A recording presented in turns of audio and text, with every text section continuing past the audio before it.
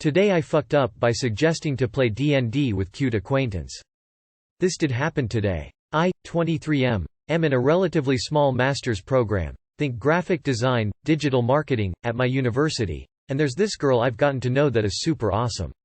Have a lot of similar interests, and as a result of having a lot of classes together, we've become good acquaintances. I like her, and am interested in getting to know her better. In class one day we had a breakout session to discuss class material, and me, her, and her friend were talking about good shows on Netflix, and her friend had commented that the quality of shows has gone down since Stranger Things, lol. The convo turned to DND and her friend had made a comment something to the effect of, "Do people really play that?" Acquaintance said it seemed interesting and would give it a try. I spoke up and said I've actually played it a few times, read a lot, and would love to run a game for them. We talked for a few minutes and I explained what DND is like. I know from prior conversations she likes the Lord of the Rings movies, and so I likened it as much as I could to that. They seemed genuinely interested, so we exchanged numbers, and I told them I'd shoot them a text to figure out a day that works for everyone.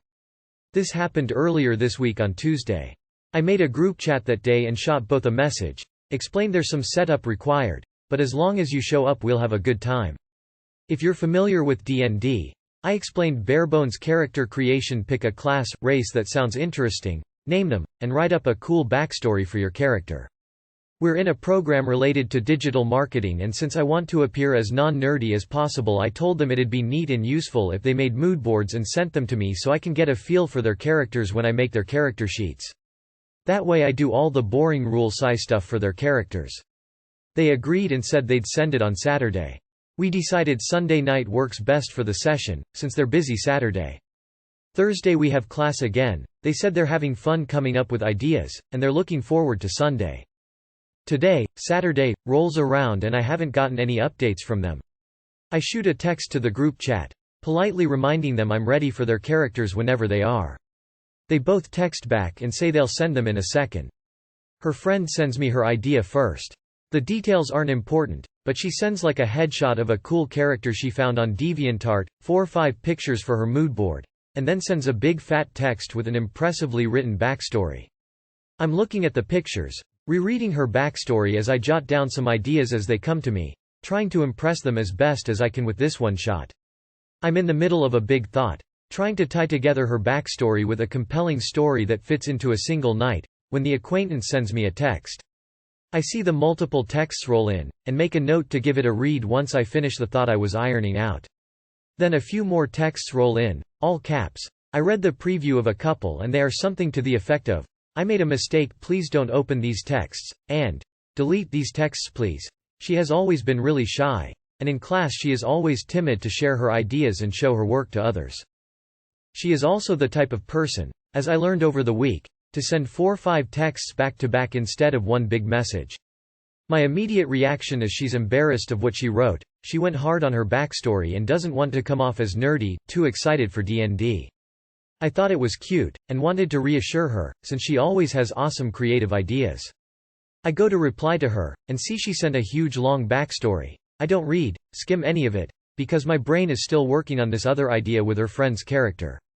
I shoot her a quick text that says something like, "Hey, no need to be embarrassed. I won't judge you," and then go back to rereading her friend's backstory.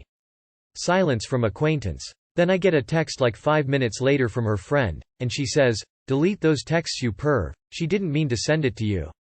Brain goes panic mode. What did she send? I didn't even read her texts, but obviously that's a difficult angle to take now. I delete her texts and call her, thinking it'd be best to work out this miscommunication over the phone. She denies my call, and I leave her a voicemail, explaining that I swear I didn't see anything, and only saw she had sent a large backstory, and assumed she was embarrassed about it. I apologize profusely. Radio silence. I call her friend, hoping to explain the situation, and whatever panic in my voice will convince her of my innocence. She picks up. I immediately explain my perspective and apologies profusely. I ask her to pass the message along, as acquaintance would obviously not want to talk to me depending on whatever she sent. Her friend seems sympathetic, and says acquaintance accidentally included a picture of her in new lingerie she bought for a date tonight. Rip whatever tiny chance I had left. She says she had just taken it because she had sent it to her, the friend. and accidentally included in her mood board because she clicked plus dragged to select her photos she had downloaded for the mood board, iPhone. She says she'll pass it along, but that acquaintance, understandably, doesn't feel comfortable with following through on tomorrow night. So here I am. I feel super bad about making her uncomfortable. Now I've got an empty weekend, ruined chances, and no DND. Too long did not read. Suggested to play DND with cute acquaintance. She agrees, and I ask her to make a backstory plus find a picture for her character. Accidentally includes explicit photo in her text and I reply without reading her texts in a way that makes me seem like a creep. DND and chances ruined. Jesus Christ. Let me cash app you money for a beer, dude. That was a fucking ride. Good on you for not opening them though. I really hate getting excited to play DND and then having it cancelled. Like blue balls suck. But not playing DND when you expect to is definitely worse. Not a fuck up, not for you at least. You handled it well. In fact, it's kind of a win that you know your friend zoned. Time to move on, bro. Fuck the friend and call it a daymate. Dude, who cares, she's the one who messed up. If anything, she owes you an apology. You are 23 in the prime of your life. Go find some other cute girl who wants to send you the lingerie pics. You still wanting to run a one-shot this weekend? My dad group played through an abbreviated Curse of Strahd recently.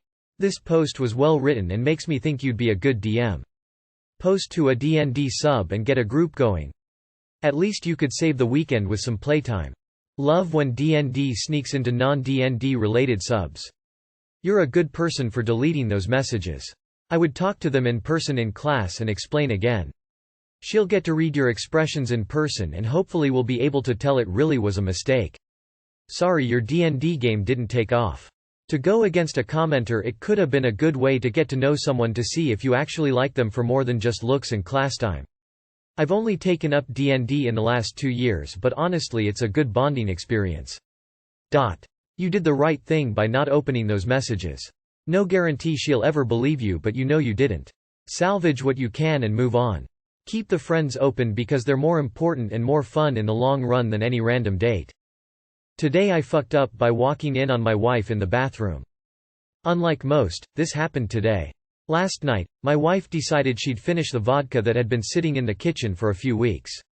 She's normally not a heavy drinker, but she's 41. I figured she knew her limits by now, and this usually means I'll get some nookie later. By 10, we're doing karaoke, so I knew she was feeling pretty good. She's swaying a little bit and almost fell over a few times, but she didn't seem too bad off and was starting to get a little handsy, a good sign my night would end well. By midnight, we're watching Peacemaker when she excuses herself. Then, I heard the sound of her retching in the bathroom. Being a good husband, I wanted to make sure she was okay and went to check on her. Opening the door, I'm welcomed to the sight of her leaning over the toilet puking so hard. It broke the seal on her O-ring, releasing a torrent of foul anal fluid rolling down her legs, soaking her socks, and making a spot on the floor. Needless to say, my boner reversed course so far, it hit my asshole. Too long did not read.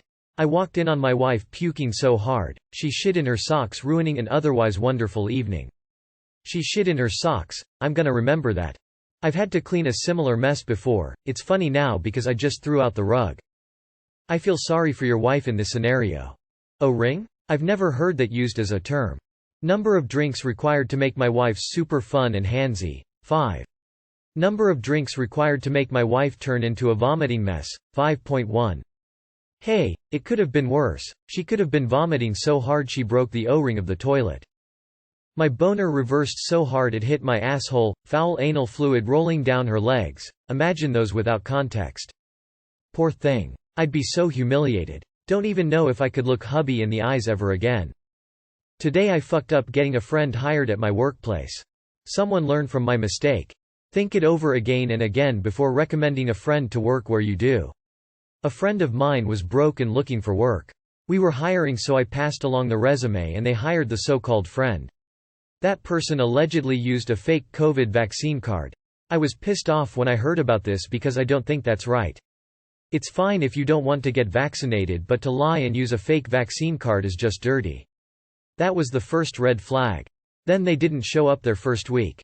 Since we know each other, they think they can talk down to me and think they know more than me and dismiss my advice for work-related tasks. I don't claim to know everything, but I know if I was working with someone I didn't know, there would be that stranger level of respect, where they would at least act like they had some kind of respect. The friend is just showing how ungrateful they are and walks around as if they are God.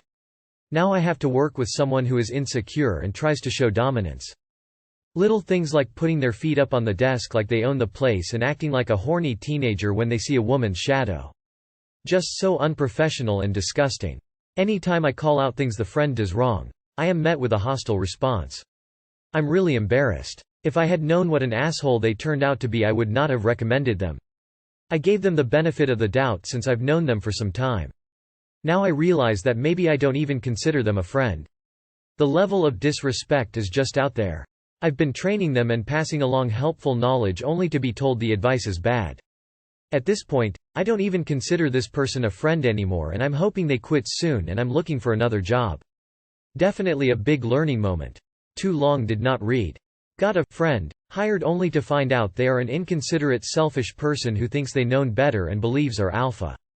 How do they not show up for their first week of work and still have a job? It's good to start friendships in your business, workplace, but it's a bad idea to go into business with your friends. Something I was taught before I started working and see way too often in Kitchen Nightmares. People start up a restaurant with their friends and the restaurant is going to shit because nobody wants to punish or hold their friends accountable for their mistakes. Everyone takes advantage of the friend card until they turn to enemies. I would report him to management. In this it sounds like he is neglecting duties, giving pushback to superiors when requested to do something. Sounds like possible sexual harassment to customers if he makes any comments in front of them, generally making the workplace unbearable for other tenured staff. There is a reason he was broke and couldn't hold down a job. I had to fire my best friend of 15 years since he got in a physical fight with another employee.